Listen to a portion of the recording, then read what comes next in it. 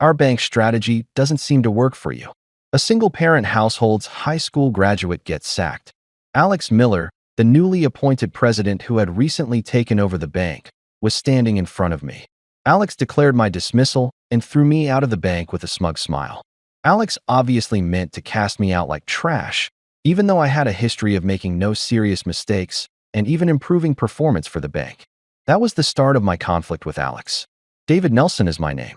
I'm a 36-year-old banker who works for a big Chicago bank. I was raised in a single-parent home after losing my father when I was a small child. I began working as soon as I graduated from high school, but now that I've gained the respect of my coworkers and managers, I'm given big projects to work on. I have had a fantastic life. I've been able to give back to my mother because of my hard work. I even take her on long holidays to a resort vacation in the United States. I had assumed that I would lead a tranquil existence, but destiny had other ideas. The general downturn in the industry may be one of the causes of this change.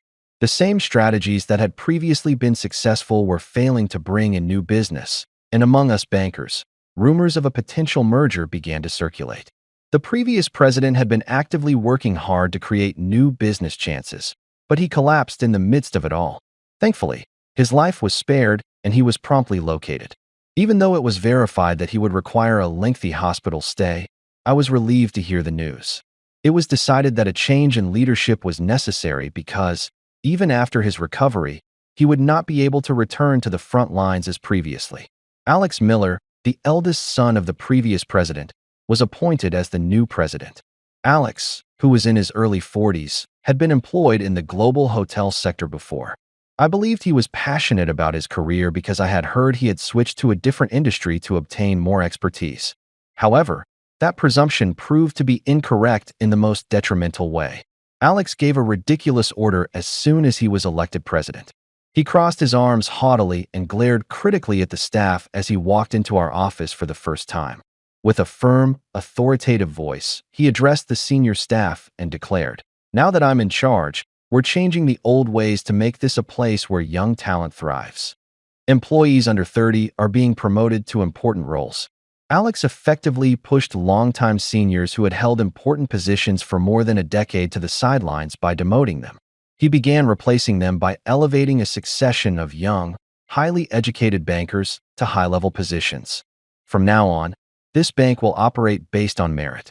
Under the direction of the most driven young professionals, we are constructing an open institution. At first glance, Alex's argument seemed reasonable. However, my fellow bankers and I voiced our opposition. Sure, evaluating someone based on their abilities is important, but making such a drastic change all at once is too reckless.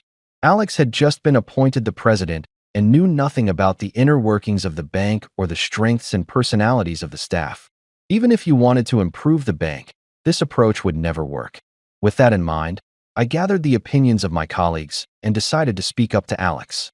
The senior bankers feel disrespected after having their accomplishments and skills overlooked and being pushed to the sidelines. Meanwhile, the younger staff, suddenly thrown into key positions, are overwhelmed by the gap between their responsibilities and their actual experience. David, wasn't it? You're in a managerial position as well, despite being relatively young. If you don't like my directives that much, I'll take the burden off your shoulders. Alex refused to listen to any of our concerns. In fact, he demoted me and stripped me of my title, reducing me to a regular employee. My replacement? A bright young banker who had only been with the bank for 3 years. Although talented, he was the most unsettled by this sudden promotion. No matter how smart or highly educated someone is, there's no substitute for experience. In the past, the workplace ensured senior colleagues could support newly promoted managers. But with Alex's reshuffle, there were no experienced employees left to provide guidance. The chaos didn't stop with me. Similar reshuffling happened across departments, plunging the entire workplace into disorder. Eventually, daily operations were disrupted, and even our clients began to suffer the consequences. Seeing the impact on our business partners, I decided to confront Alex again. "Alex, we can't continue our operations as usual under these conditions. Our current situation is damaging the bank's reputation with our clients." "What are you even talking about? Banks of the future shouldn't be a haven for aging employees. They should be a stage for young talent to shine. We don't need the reputation we've built up if it means holding on to the past. His response was a cold, derisive laugh. I spoke up for the sake of the bank and my colleagues, but Alex snorted in disdain at my words. You're just upset that younger employees have surpassed you in rank, aren't you? Employees like you are dead weight to the company. No matter how much I pleaded, Alex wouldn't budge from his stance. No matter how sincerely I explained, my words never got through to him. Even when I asked him to create a system where senior bankers could support the younger staff, he flatly dismissed it, saying it wasn't necessary. Finally, with a look of contempt, Alex pulled out my personnel file. All right, David. You just want your old position back. I mean, come on. A high school graduate working at a bank and even managing a team? That must have been a fluke. Could you at least look at my performance record? I've been at the top in sales, I tried to explain. But Alex waved his hand impatiently to silence me. Yeah, I get it. But as someone who graduated from an Ivy League school, I really don't get what a high school diploma holder like you has to say anyway. Just take your vacation as scheduled, David. I was worried about the bank and my colleagues. But this was the time of year when I took my mom on our annual trip to a resort holiday. Since I had already submitted my paid leave request, I reluctantly decided to take my vacation. I never imagined things would turn out like this, but at least I resolved to enjoy the trip and clear my head. I had a wonderful time showing my mom around and relaxing at the resort hotel. But when I returned home, I was greeted by an unexpected surprise. There was an envelope from my workplace. I wasn't expecting anything. Curious, I opened the envelope. Inside was a resignation letter. It was already filled out with my name and details. Only my signature was missing. Of course, I had no intention of quitting and had never asked anyone to prepare a resignation letter for me. Why did they send me a resignation form? Did they mistake me for someone else? Why was a resignation letter sent to me? Did they mistake me for someone else? I was shocked and kept asking myself. But no matter how many times I checked, my name was clearly written on it. Still bewildered, I returned to work after my vacation and immediately consulted my manager. However, my manager was just as stunned and completely confused about the resignation letter with my name on it. At that moment, Alex appeared and looked at me with a sly grin. I received a resignation letter in the mail addressed to me. Do you know anything about it, Alex? I asked. I noticed something strange. Alex wasn't even trying to hide his amusement as he watched my flustered reaction with a smug smile. At that moment, my suspicion became certainty. You must have been the one who had that resignation letter sent. Alex met my questioning gaze and grinned even more, as if enjoying the situation. Looks like you don't fit in with our bank's way of doing things, David. Single mom, high school graduate, and you're fired. The loud declaration caused the entire office to fall silent. It was true that I grew up in a single-parent household and started working after high school, but I had never broadcasted that to everyone. Alex's decision to air my personal life like that caught the attention of everyone in the bank. Despite my flawless record and contributions that boosted the bank's success, it seemed I was no longer needed here. If that's the case, the next step for me was to start job hunting. As that thought crossed my mind, I found myself surprisingly calm and composed. Understood. Thank you for everything. I accepted with a cheerful tone, signed the resignation letter on the spot, and began packing up my belongings. I bid farewell to my colleagues, who were buzzing about the sudden situation. Thank you for all your support. I'll be on my way now. If Alex kept running the bank this recklessly, there wouldn't be a future for this place. I felt bad for leaving my colleagues behind, but once I finished packing, I left the office. As I walked away, my coworkers watched me, visibly stunned. Some of them looked like they were about to cry and begged me to reconsider. Considering my sales record, their reaction made sense. And as for Alex, he stood there with his mouth agape, staring at me. He must have expected me to panic and fall apart after being handed my resignation. Instead, I had boldly declared my departure and left the company without hesitation. Alex looked completely blindsided and stood in shock for a while. Just as I was about to walk out of the office, Alex finally called out, "Are you really going to quit? Once you leave, you'll be unemployed starting tomorrow. Who would hire someone from a single-parent background with only a high school diploma? You don't need to worry about me. This is my decision." Alex's eyes darkened nervously, and he seemed flustered, but I stayed firm in my resolve and left the room. On my way out, I submitted the resignation letter and finalized the paperwork to use up the remaining vacation days. There was nothing left for me to do at this bank. However, just as I stepped outside the building, I heard hurried footsteps behind me. When I turned around, I saw Alex standing there, his face flushed red. Do you really understand what you've done? You just quit the company. You know I didn't force you to resign, right? Yes, I chose to leave of my own free will. I have no complaints and no misunderstandings. I'm sorry for causing such a commotion. When Alex heard my response, he looked stunned. He had probably expected me to beg to stay, crying for a second chance.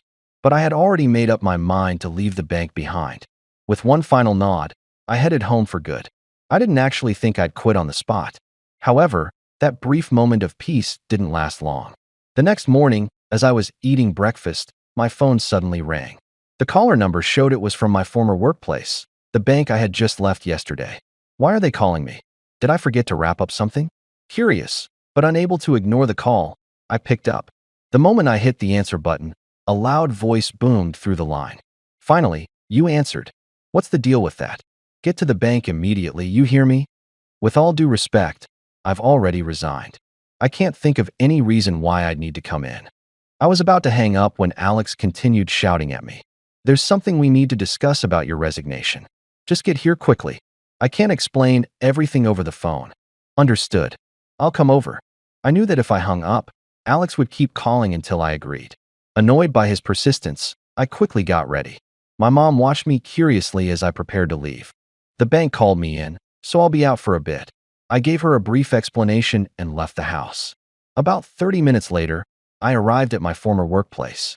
As soon as I headed toward my old desk, a colleague rushed over to me, visibly flustered. They led me to the president's office and explained the situation along the way. Apparently, shortly after arriving at work, Alex started screaming nonsensically and throwing a fit. He then demanded that I be called in and even started dialing my number himself. Wondering what this was all about, I entered the president's office, which was adorned with luxurious carpeting. Inside, I saw Alex waving a newspaper around with a half-crazed expression. Is this David mentioned in the article you? Oh, I see. The interview I gave has already been published. When Alex heard my reply, his face turned pale and red, shifting between the two shades in quick succession. I let out a sigh. In my mind, it was clear now that Alex hadn't been briefed by his father, the former president.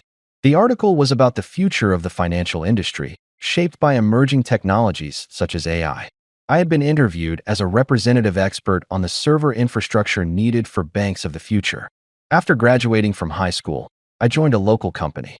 The main reason I entered the workforce right after high school was because my dad had passed away suddenly from an illness when I was in 5th grade.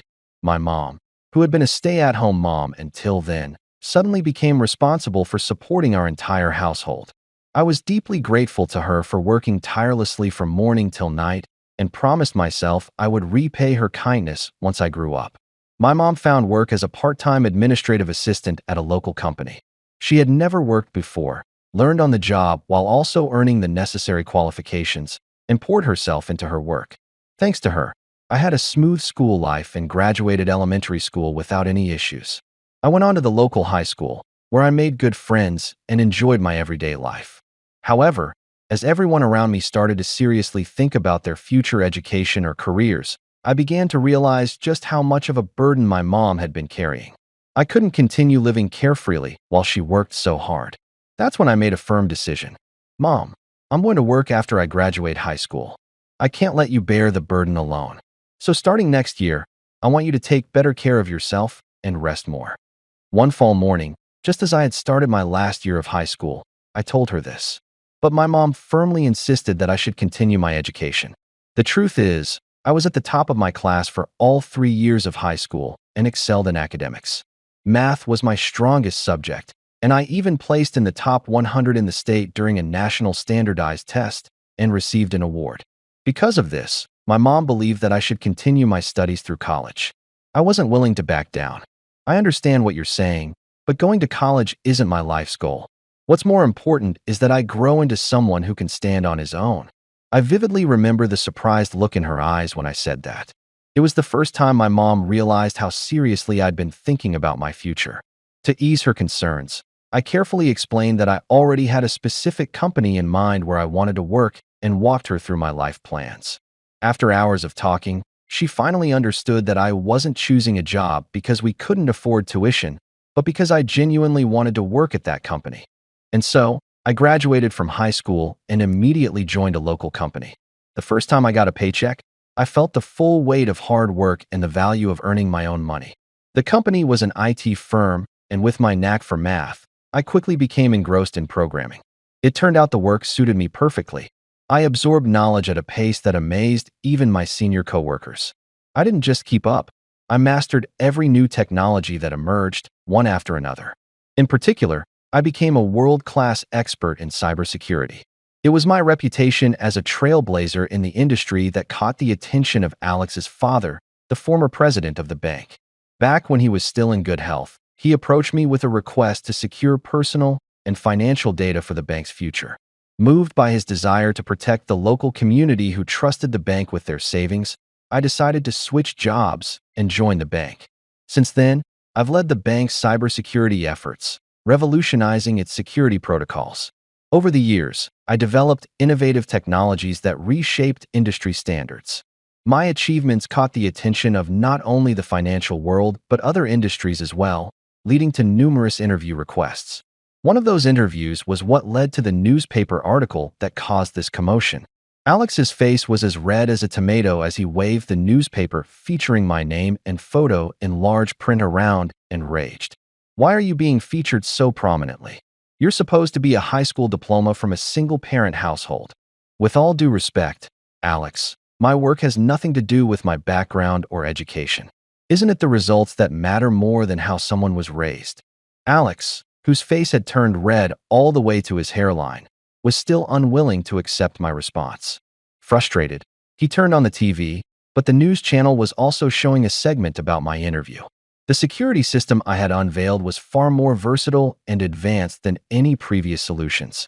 The interviewer on screen enthusiastically praised my accomplishments, marveling at how lucky the company was to have me before concluding the segment. The program then transitioned to the next feature. The screen transitioned to the next feature. Could it be that David is really someone of global importance? Why does our bank have someone who's making headlines on TV? After watching the news, Alex seemed to finally recognize my value. He muttered to himself repeatedly, then suddenly raised his head and stepped toward me. "I understand the situation. You've surely learned your lesson by now, so I'm granting you a special chance to return. Starting today, I expect you to work hard for the bank again." "What? Why are you saying this now? I already submitted my resignation yesterday." Alex was the one who kicked me out in the first place, and naturally, I had no intention of returning to this bank. I was sure that yesterday's exchange had made that clear. But Alex stared at me with his mouth hanging open. "Resignation? That document is void." Of course, having a globally recognized figure in our bank would be a huge point of pride for our security. Even so, I've already accepted an offer at a new company. "I'm not coming back," I calmly explained. Alex's eyes narrowed in frustration. "Why? I'm telling you that you're welcome to return.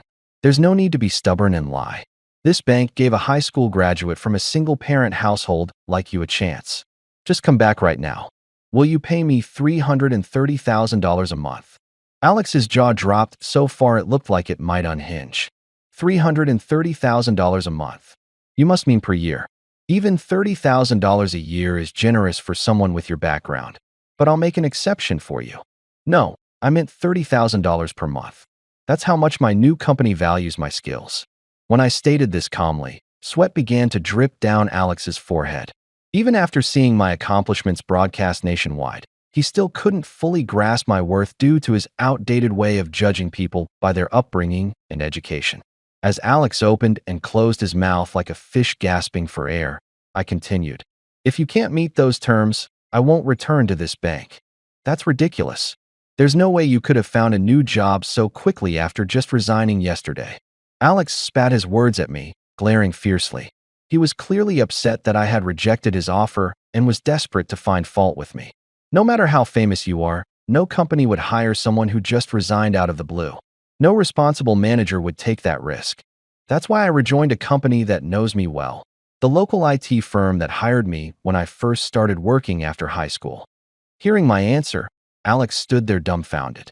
A local IT company capable of paying $330,000 a month?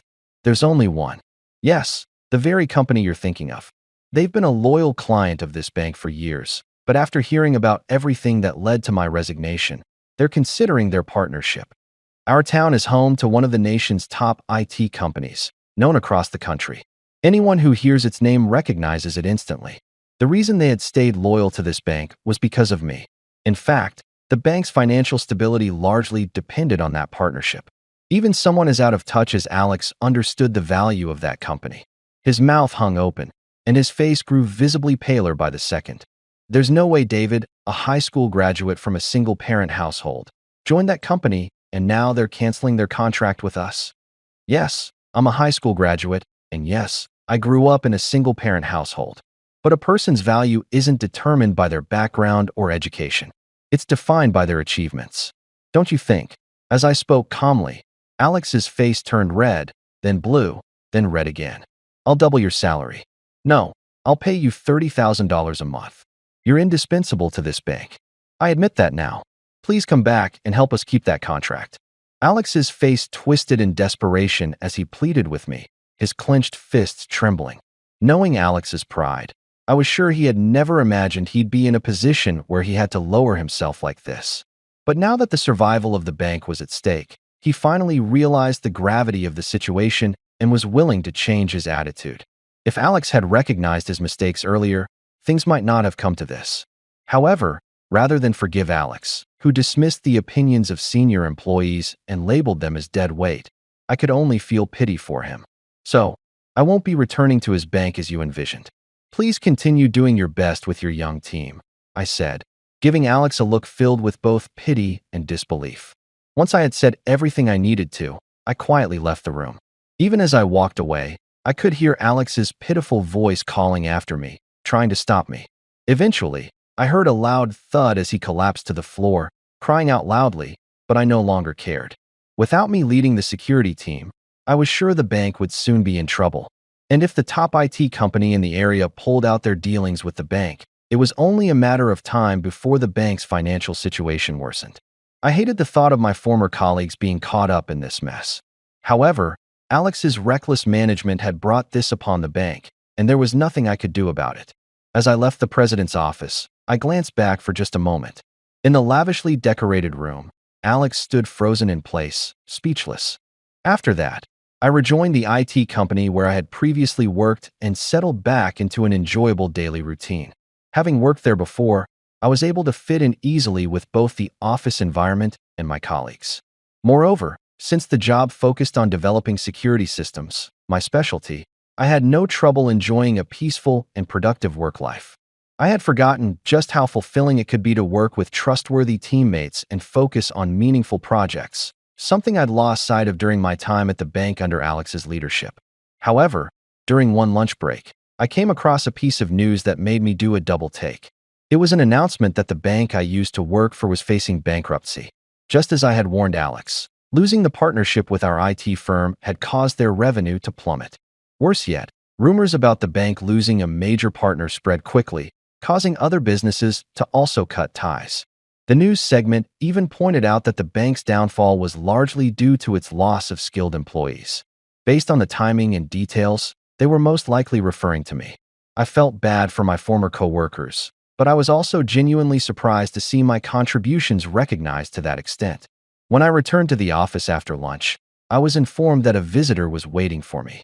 When I reached the lobby, I was shocked to see Alex standing there. He looked much different from how he had during my time at the bank. His face was pale, and he seemed jittery, clinging to me with desperate eyes. As soon as I greeted him, Alex burst into tears and dropped to his knees at my feet. The bank is going to collapse if this continues. Please come back and save the bank. Alex cried out loud, causing a scene as he rambled on about the bank's situation. Even though I hadn't asked, I listened as he went on. To avoid the worried stares of passing employees, I took Alex to a nearby cafe. There, I listened as he gave me a detailed explanation of the bank's current state. Apparently, after I left, Alex had taken it upon himself to oversee the maintenance of the bank's security system. However, his pride didn't allow him to continue using the system I had created. I can't trust a system made by a high school graduate from a single-parent home. We need to order a new one, Alex proudly introduced a new security system. However, during the transition, numerous issues arose, causing major disruptions to the bank's daily operations. As a result, not only businesses but also individual customers began withdrawing from the bank one after another. Alex explained that he had been scolded daily by the former president, his father, who blamed him as the responsible party. Once he finished his explanation, Alex broke down in tears again, bowing his head and pleading with me. "Your former colleagues are in trouble. Please come back to the bank. I was forced out by you, Alex. You even mailed me my resignation letter. Don't act like it didn't happen." When I first saw that resignation letter with my name on it, I felt deeply hurt and sad. But after returning to my current workplace, where my value is recognized and I can thrive, I found immense satisfaction. Working with reliable colleagues and being able to contribute meaningfully has left me with no complaints. That's why I had no reason to return to the bank. Please, I'm begging you. If you don't come back, I'm going to be removed as the president. I understand your situation, but that doesn't give me a reason to return to the bank. I respected the former president, so please pass my regards to him. I was utterly disappointed with Alex, who only cared about saving his own position. With that thought, I left the cafe behind me. I could still hear Alex sobbing and wailing. In the end, the bank was driven to the brink of bankruptcy. However, whether fortunately or unfortunately, it was acquired by a major bank, and my former colleagues were able to keep their jobs. I was relieved that they regained some stability in their lives, though not everyone's situation remained the same. The most prominent change was Alex's fate. Alex was held accountable for his poor leadership and was forced to resign. But the story didn't end there. During the pre-merger investigation, it was discovered that Alex had been embezzling bank funds under the guise of reforming the bank. Alex had filed personal expenses, such as private dinners and entertainment, as business costs. It went as far as using company funds for his private trips and luxury car purchases. The investigation revealed that he had misappropriated a significant amount of money. Alex was charged with embezzlement, arrested, and faced a lawsuit demanding repayment of damages, along with criminal charges. Although he had already been dismissed, he was still held liable. He's currently awaiting trial. Once a man who lorded over us bankers with arrogance, Alex is now pale with fear, spending his days trembling as he desperately tries to avoid punishment.